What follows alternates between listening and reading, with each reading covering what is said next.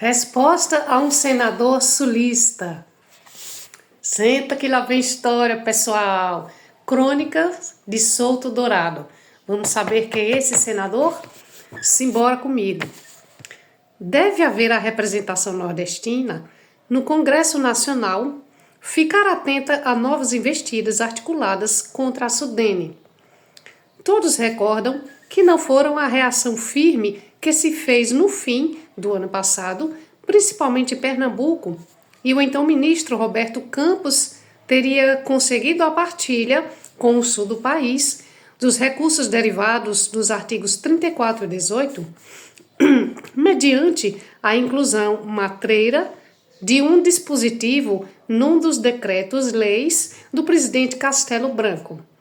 É de justiça que se ressalte o comportamento do superintendente Rubens Costa, que defendeu corajosamente junto à presidência da República a intocabilidade desses recursos. A investida agora parte do senador Atílio Fontana, representante de Santa Catarina, que teve a coragem de afirmar da tribuna da Câmara Alta há poucos dias que o excesso de incentivos fiscais em benefício do Norte e Nordeste está trazendo sérios prejuízos ao Centro-Sul, devendo uma questão de justiça o imposto arrecadado numa região ser nela aplicado. Tá vendo que a história é antiga contra o Nordeste? Mas não ficou aí. O ilustre senador Fontana declarou ainda que estão sendo instaladas no Norte e Nordeste indústrias sem viabilidade econômica, inclusive por não haver nas referidas regiões uma infraestrutura indispensável a tais empreendimentos. Rapaz, e o Nordeste é o quê? Um bando de curral, é? Um bando de gente no curral. Por aí se vê que a pressão contra o desenvolvimento do Nordeste vem sendo a várias fórmulas e etapas. A princípio, divulgou-se que não tínhamos capacidade de absorver os recursos depositados no Banco do Nordeste. Assim, toda a crise financeira que surgia no sul do país, no governo ou na indústria privada, não se enxergava outra alternativa senão as vultuosas e ociosas disponibilidades da Sudene. E de tal forma se divulgou esta versão que até o ministro Macedo Soares, quando esteve no encontro do Recife, na qualidade de presidente da Confederação das Indústrias, chegou convencido de sua procedência. Felizmente saiu daqui certo de que esses recursos estão totalmente comprometidos com projetos aprovados sobre a análise da Sudene.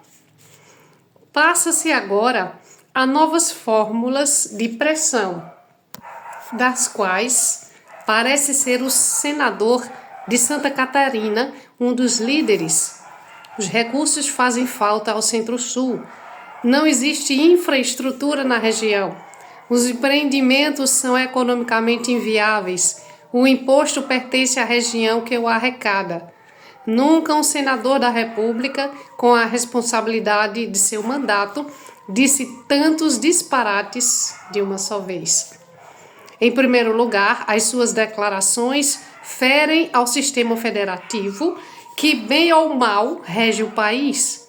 Pretender, alegando uma questão de justiça, que o imposto arrecadado numa região seja nela aplicado é quase uma heresia. Se posta em prática, essa medida viria a estabelecer um critério discriminatório na distribuição da Receita Nacional, levando até a posições separatistas. Calculem se a Bahia exigisse a aplicação da sua área de receita cambial do cacau, Pernambuco a referente ao açúcar, Paraná a do café e São Paulo e a Guanabara a totalidade do imposto de renda que pagam ao governo federal. Teríamos o país dividido em simples departamentos estanques, com algumas regiões desenvolvidas e outras em níveis deploráveis. A outra afirmação da maior gravidade feita pelo senador Fontana no seu discurso é a que se refere à inviabilidade econômica das indústrias que estão sendo montadas no Norte e Nordeste. Essas palavras atingem frontal e justamente a assessoria técnica da Sudene, composta de elementos de indiscutível capacidade, e por que não dizer o próprio Conselho Deliberativo responsável que é pela aprovação dos projetos. Citou o ilustre representante sulista pelo menos um projeto daqueles já aprovados pela Sudene e que tenha fracassado ou possa ser considerado como economicamente inviável. Não citou e nem poderá fazê-lo enquanto forem mantidos os critérios de seriedade e competência que caracterizam a ação daquele órgão de desenvolvimento.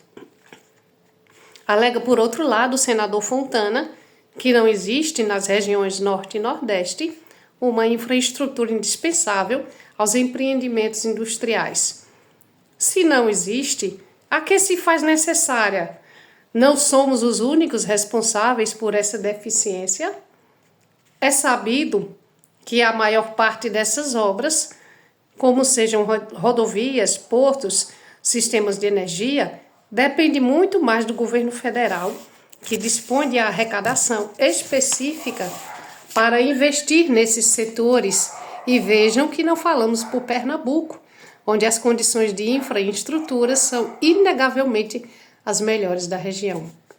Falamos pelos estados menores, cujo desenvolvimento tem tanto quanto o nosso precisa ser promovido.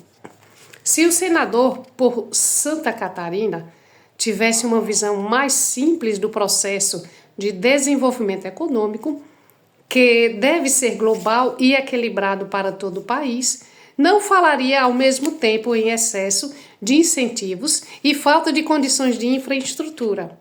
Muito mais justo do que pleitear a retirada de recursos do Nordeste, alegando falta de condições de estruturas na região, cumpriria ao senador Fontana, ainda que representante de outro estado, reclamar do governo federal a realização de obras que publicassem a utilização desses recursos, até mesmo para o fortalecimento de um mercado consumidor para os produtos do Centro-Sul.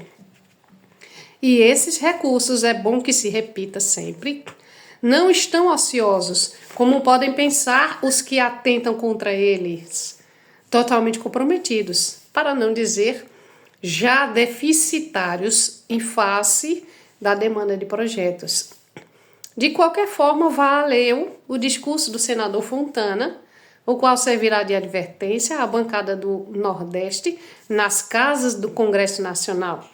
Não temos dúvida de que surgirão outras tentativas de partilha dos recursos da Sudene, como se esse órgão fosse um espólio sem dono e sem defesa. Mas ninguém pensa que conseguirá desviá-lo dos seus objetivos sem o protesto de todos nós.